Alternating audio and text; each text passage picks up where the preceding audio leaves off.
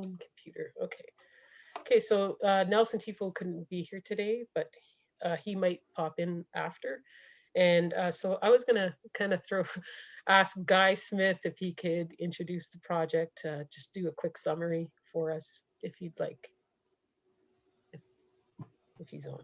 Yeah, he's on. Sure, I'm just unmuting, sorry. Okay. Yeah, my pleasure.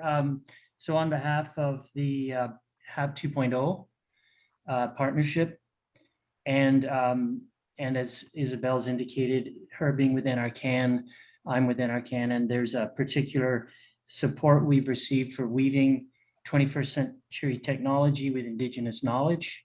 So the HAP 2.0 webinar series is conceived as an opportunity to bring learning streams together for the knowledge interaction. And I just endorse and compliment Isabel and the HAP 2.0 core team for the vision and support to creating these opportunities for sharing. So we look forward to today and the continuing learning that we'll share going forward. Thank you. Thank you, Guy. So today for our presentation, for our PowerPoint presentation, we have Kim Chapman. She works for the Great Lakes Forestry Center, and I'll let you introduce yourself to the rest of the group. Okay, thank you, Isabel and Miigwech for the smudge and for sharing your prayer with us as well. And thank you for the introduction to the project, Guy. For those of you who I haven't met before, I'm a biologist with the Canadian Forest Service in Sault Ste. Marie. And my background is in forest ecosystem classification. I worked on the Canadian National Vegetation Classification for a number of years, and my role with that project was helping to define and describe mature boreal forest plant communities across Canada. I worked with a team of ecologists from across the country using ground plot data for that work. So by this ecological framework, we're talking about classification at the ground scale. I think that an ecosystem classification approach can really benefit HAP by allowing us to classify sites in a way that's ecologically and silviculturally meaningful so that we can evaluate and recommend herbicide alternatives. I've been working with Nelson and with Rob Fleming and Danielle Gouge to bring together long-term studies on herbicide alternatives. And in order to organize and evaluate the effectiveness of the different treatments used in those studies, we need to be able to classify study sites consistently. And so that's been the immediate driver for this work, but I think that there are further applications for HAP, and I'll get into those through the presentation. So I just want to tell you right up front that this is not a finished product. It's really just a first draft, and we're just at the stage now of having something to share with you to start a longer discussion. So my intention with this webinar is to present this early work and then hopefully launch the discussion. I think my presentation will take about half an hour, and so maybe we'll have some time to discuss things today, but also into the future. And I've worked with a lot of other people on this ecological framework proposal, and these people include my supervisor, Rob Fleming, and then from the Canadian Wood Fiber Centre in Quebec, Nelson Tifo and Danielle Gouge, and then with OMNRF, Gordon Kayahara and Dave Morris. And I've also had conversations with Ken Baldwin, who's now retired from the CFS, but he led the Canadian National Vegetation Classification for 20 years. And with Jean-Pierre Saucier from the Quebec Ministry of Forest, Fauna and Parks. And he was a major player in Quebec's classification system. So for my presentation today, I just want to introduce the framework, which is essentially a conceptual tool to use to classify sites specifically for herbicide alternative purposes.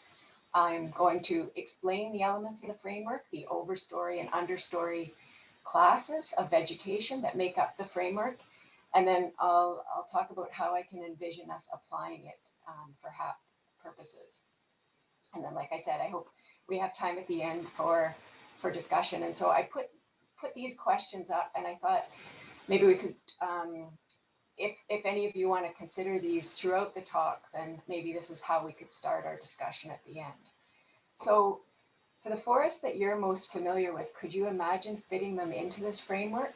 And what kinds of tools would help you to apply the framework for decision making? And then for those of you with remote sensing inventory type experience, one of the applications is potentially predicting competitive groups for silviculture planning, and I'd like your feedback on that idea as well. So you can classify forests in any number of different ways depending on your purpose. If you're interested in hunting or trapping or harvesting or picnicking or all of those things, you might classify these stands in different ways, and none is right or wrong, but you know that for classification to be useful, it needs to be purposeful. There's already a number of different classification systems that exist for Ontario. We have ones that I would put into a more silvicultural camp, like the Ontario Provincial Forest Types or Standard Forest Units, which primarily use the tree species to designate classes. And then we have the other side, which is more ecological, that looks at vegetation and site and soil. And in those more ecological classifications, we have broad scale mapping units like ecosites, which can have a number of different vegetation and soil conditions in them. So they're too broad for the application that I'm talking about today. And then we have finer scale units on the ground, like vegetation types or the CNBC associations that I worked on. You can kind of think about this framework as being proposals for groups of ecologically similar vegetation types, or CNBC associations. And in fact, I think that the associations would fit really nicely into this framework. So the ecological framework is an ecologically and silviculturally meaningful classification system for sites to support the evaluation of herbicide alternatives. Our goal is to be able to use it to classify sites prior to disturbance. And then we're hoping that it'll be useful for predicting the potential vegetation response after various kinds of silvicultural disturbances. And we really want it to be as practical and as simple and consistent to use as possible. In this slide, it's a little bit complicated, but I'm trying to depict the main drivers affecting vegetation response and show how the ecological framework, which will include these variables, tries to address them. So within the box are site scale factors that affect vegetation response.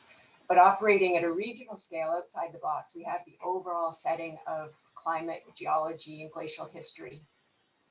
Within the stand scale, the existing vegetation reflects the site and soil characteristics, previous disturbances, including past silvicultural activities, and affects the potential vegetation response following disturbance. The site and soil conditions and vegetation influence the choice of silvicultural regime, and the resulting vegetation determines any follow-up silviculture required. The arrows in the diagram are bidirectional because they interact both ways. So for example, the vegetation also affects humus form and thickness, and the silvicultural regime can influence the drainage and the humus thickness, for example, after site preparation. There's also always uncertainty, different disturbances like fire or insect outbreaks or invasive species. So I've just represented that as chance up here, and we can't really plan for that. But we're trying in the ecological framework to deal with these ecological characteristics that we can deal with. So to address the overall regional context of climate and geology, we're using knowledge of biogeoclimatic zonation. And to address those different vegetation and site and soil factors, we're going to use overstory classes and understory classes. These are maps on the left of biogeoclimatic zonation. This is a relatively new product, the Vegetation Zones of Canada Biogeoclimatic Perspective. And these are some climate maps that my friend John Pedler at Great Lakes Forestry Center just made for me of mean annual precipitation and temperature. And the area of this framework that we're we're planning to apply this is within these black circles, and specifically within Eastern Ontario and Western Quebec. So looking at this map of the vegetation zones, this is the Eastern Boreal Forest in light green. And this in emerald green is the Eastern Temperate Mixed Forest. And for HAP, we're talking about the boreal and the northern part of this emerald green, which we could call the subboreal, grading into the temperate. In the climate maps, we see this precipitation gradient where we see much less precipitation. The red is drier, and the green and blues are wetter. We see this precipitation gradient from west to east, where you have much less fire over here and much more fire over here. And these are important drivers, and as well climate. So warmer down here, temperature, warmer down here and colder up here. These are important gradients for tree species distribution. So in the boreal, where it's drier, we see more frequent fires and we have more jack pine. In the west, where it's much wetter, we have much less fire and more late cyril balsam fir as dominant species on the landscape in the matrix boreal forest. In this climate map down here, farther south, we have the temperate hardwood species transitioning as we go northward into yellow birch and red maple, and then through the temperate pines, the white pine and red pine, into the boreal conifer species, the jack pine spruces and fir. And so this is kind of a bit of a diversion, but what I wanted to show you is that an ecological framework needs to be set within these kinds of overriding climate geology type of variables. So if we were going to, compare studies from over here in the Western Boreal, we might need to change the framework. Well, we would need to tweak the framework to fit better over there. And the other main point of this is to show you for the areas that we're looking at, Eastern Ontario and Western Quebec are very ecologically similar. And that really benefits us in Ontario because, as you know, Quebec hasn't been using herbicides on their crown forest lands for 20 years. So those studies are really ecologically relevant to the area that we want to look at in Ontario. As well, Quebec has a long history of ecosystem classification, and we can build on some of that work and apply it to Ontario, and we have good ecological support for doing that, for applying it in this way. For overstory classes for the framework, as starting points, I reviewed a number of silvicultural and ecological classifications from Quebec and Ontario, and I landed on these principal species groups used in Quebec's silviculture manual as being sort of the most ecological, silvicultural, and practical for starting points for our HAP work. And so these are dominant species or mixes organized into these 5 grand cover types that signal broad ecological and silvicultural characteristics. So at the top of this table, we have aspen and birch, and these are transitional hardwood ecologically because they're pioneer species that respond rapidly to disturbance. And then there's this, north-south transition between boreal coniferous and mixedwood and temperate forest types. And then within the temperate, there's a distinction of the drier oak and pine from the more mesic, moist mixed woods and coniferous, and then the most temperate, the warmest hardwoods down here. So these are dominant species groups. They're practical to use, but they also mean something ecologically and silviculturally. We did a kind of a grouping exercise of those types and decided first off for HAP purposes that the hardwood dominated temperate types were not relevant for HAP because they're broadleaf deciduous species that aren't ever sprayed, so we don't need to look at herbicide alternatives to them. And so these white ones with X's next to them, we've left them out of the framework. And then these other ones are grouped into, so the different colors represent a higher level grouping. based on our knowledge of these species in the mixes that they occur in on the landscape, and information from other classification treatments dealing with silviculture and ecology. So we've we've resulted, or we've developed basically 9 HAP overstory classes, and they're shown here, and they're described by their dominant species, and then we have some proposed criteria for distinguishing those classes. The black colored groups at the bottom are the most temperate of those groups, and the white ones are the most boreal. As I was preparing slides for the presentation, I came across this grid from Quebec's Silvicultural Guide showing the conceptual distribution of conifer species on gradients of temperature. So temperature here with colder, more boreal up here, and warmer, more temperate down here, and site richness with rich over here and poor over here. And I just overlaid our conifer dominated overstory classes on this grid and found it pretty reassuring that our proposed HAP overstory classes are this ecologically meaningful. So we have this jack pine, black spruce, and tamarack overstory class up here that is, one of the colder classes and the poorest class. And then we have the warmest, richest conifer class down here that is the hemlock. So I've talked a little bit about the biogeoclimatic zonation, the setting for this framework, and the overstory classes. What's next to discuss is the understory classes, which are reflected by indicator species groups that represent different site and soil factors. The details of, the indicator species groups are important components of ecosystem classifications across Canada. They're used more or less in depending on the jurisdiction and the ecological background of the people who've done classifications in the province and their preferences. They're based on the idea that individual species respond to various site and soil drivers as well as light, but together common suites of species occur and reflect the overall richness and moisture of a site. Quebec has a pretty solid history of well-studied, regionally relevant indicator species groups, and we've used these with regional input from Ontario ecologists to develop CNBC associations, and in the development of the draft new Ontario B types. Sorry about the phone in the background,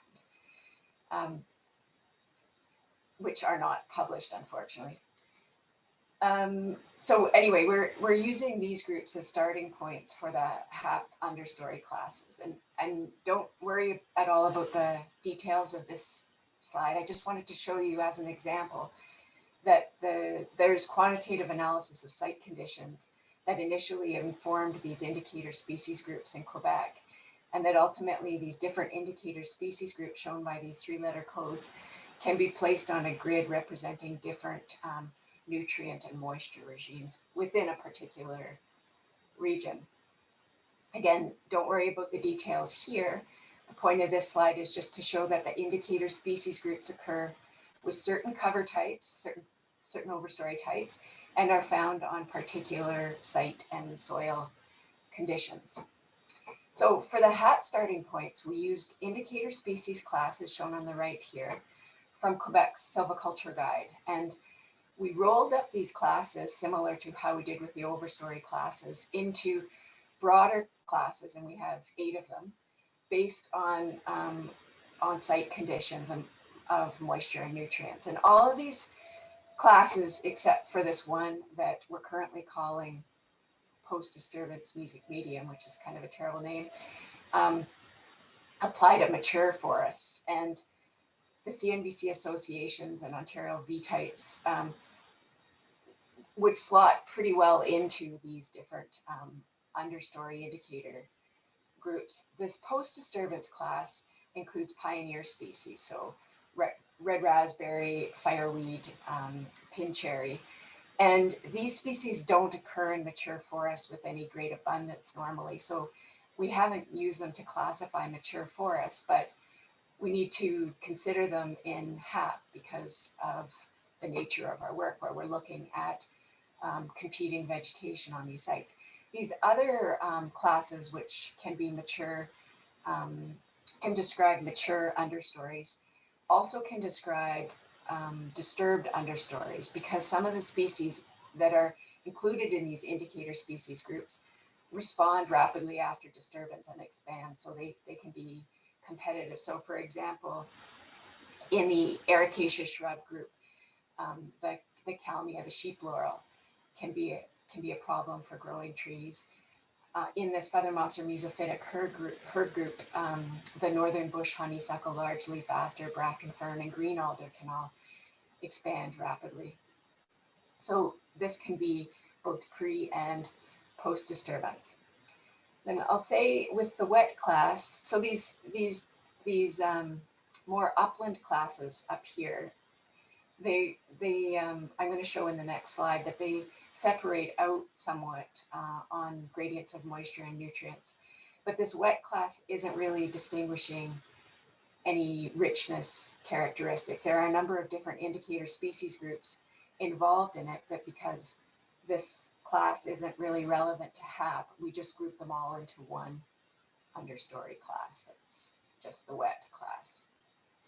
This is a conceptual grid showing the distribution of the 8 understory classes as they relate to these broad soil, moisture, and nutrient classes. And this is overlaid on Ontario's broad soil group, Ecological, which you can kind of see through here, shows different soil conditions underneath. But essentially we have this driest, poorest understory condition, the lichen condition, that occurs on coarser textured soils. And then we have down here the moistest and richest condition that occurs on finer textured soils. And there's a lot of overlap, particularly in the middle of the Ecological. And this area is more mesic and nutritionally medium.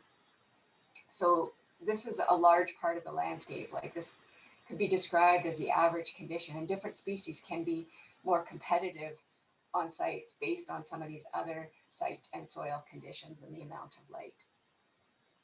And then again, here's wet going from poor to rich.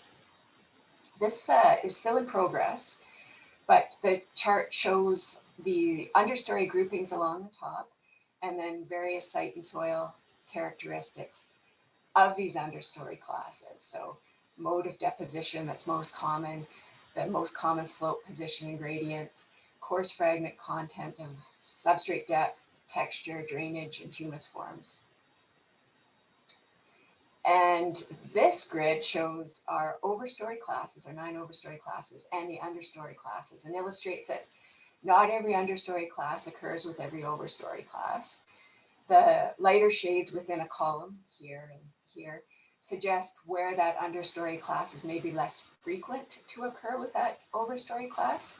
You can see these poorer lichen and ericaceous shrub classes occur mainly with the jack pine, black spruce, and tamarack class. And that makes sense. These are our least nutrient demanding conifers. And then some understory classes, the ones that reflect the more average moisture nutrient conditions, can occur with any overstory class. Also, this jack pine, black spruce, and tamarack conifer class can occur on any of these, or with any of these understory conditions.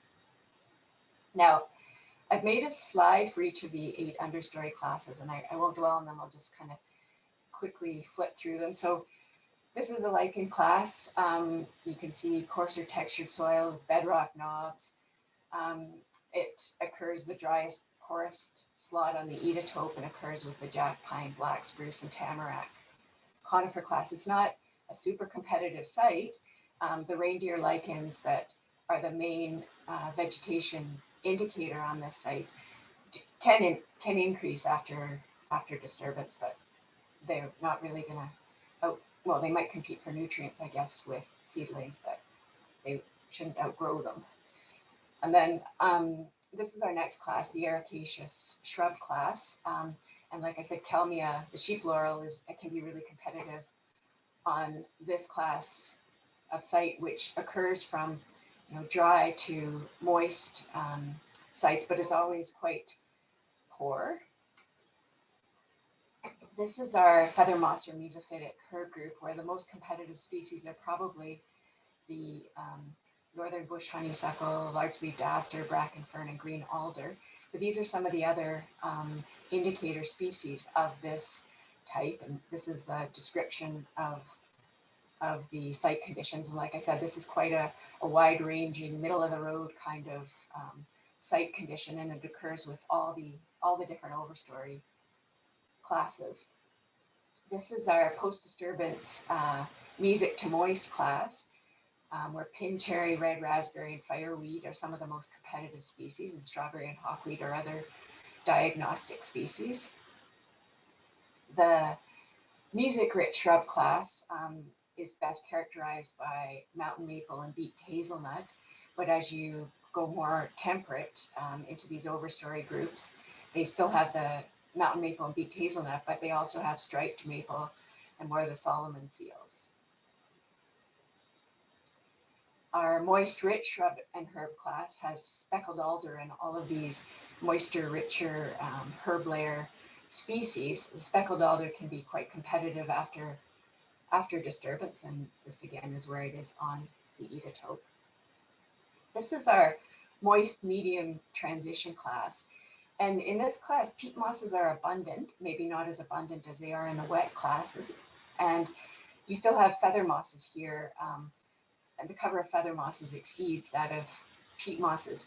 These are sites that could have some of the slightly richer speckled alder and horsetails, but they might still have a lot of cover of ericaceous shrubs. And you can think about these sites as being transitional between the wetlands and the uplands. They're usually in those lower and toe slope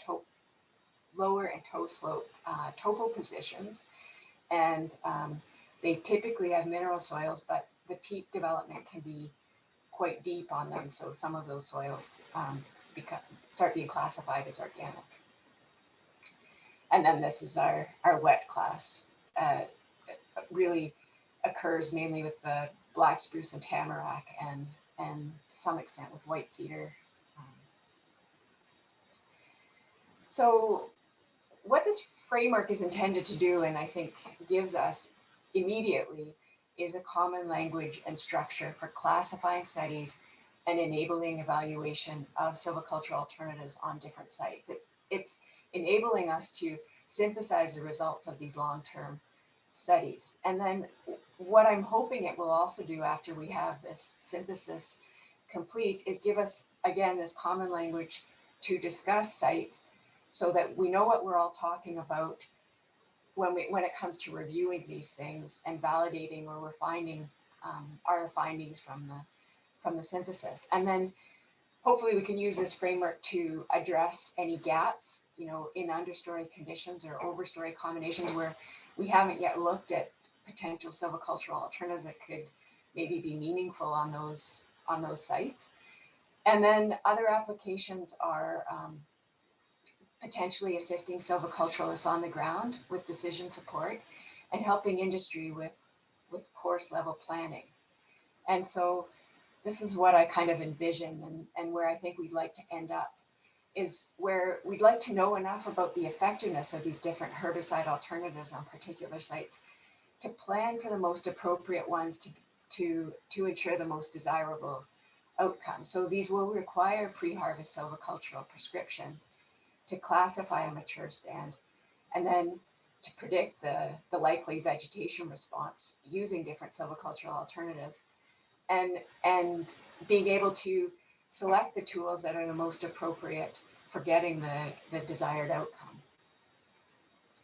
At a broader mapping level to assist with longer term silvicultural planning, I'm wondering if this kind of idea would be possible, where inventory polygons could be reclassified into these overstory classes, which would inform the likely understory classes that could occur on that site, especially when combined with some of the site and soil characteristics that you might be able to determine through digital elevation modeling or other sources like surficial geology maps to predict these conditions that drive the moisture and nutrient regime.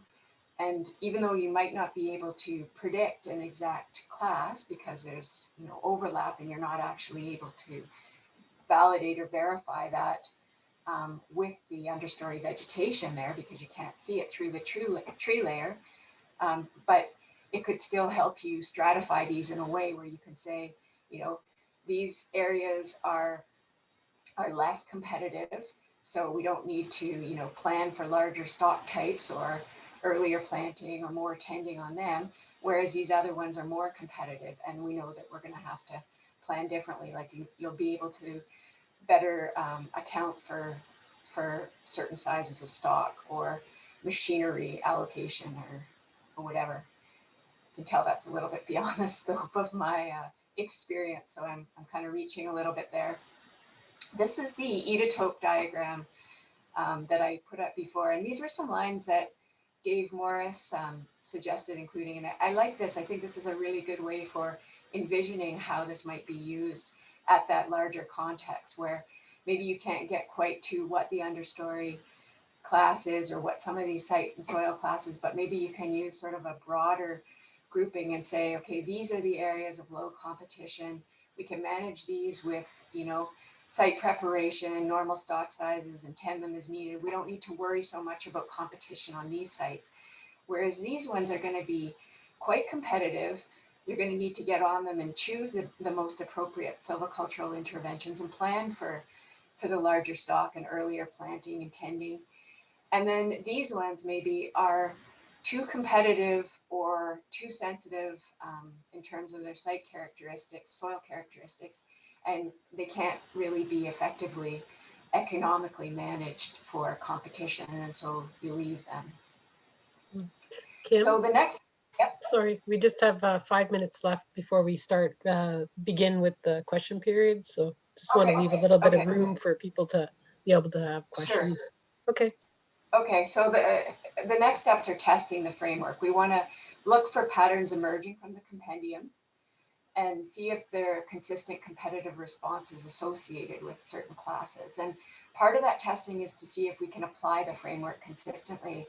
And so from the long-term studies that Daniel and I have been entering into our compendium already, trying to reconstruct overstory and understory classes from the various ways researchers have described study sites, sometimes with more vegetation or sometimes with better soil descriptions.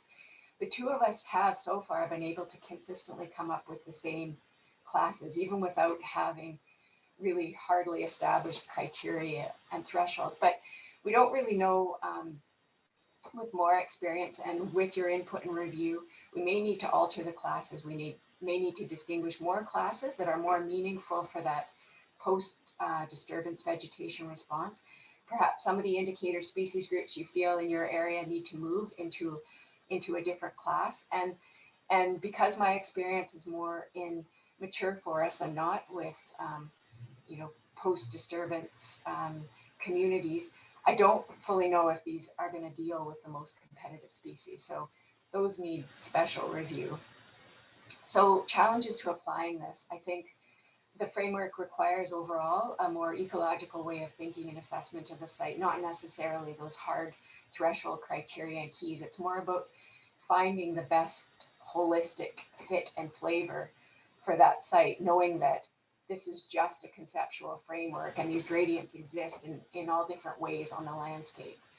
But at least there aren't that many classes. They're pretty broad. We only have 9 overstory classes and 8 understory classes, and many combinations likely don't exist or are very uncommon. For field application, for that sort of silvicultural application, it will require pre-harvest stand assessment. But I think we're talking here about a pretty quick cruise, being able to identify dominant and common understory indicator plant species, not doing a full vegetation inventory.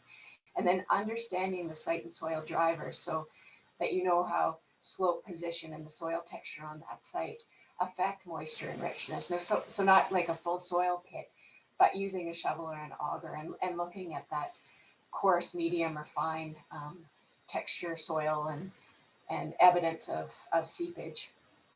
And then you want to be able to use that soil information and the site information and the indicator plants to ensure that they're supporting each other and telling a consistent story for that classification. And so that was all I had to present.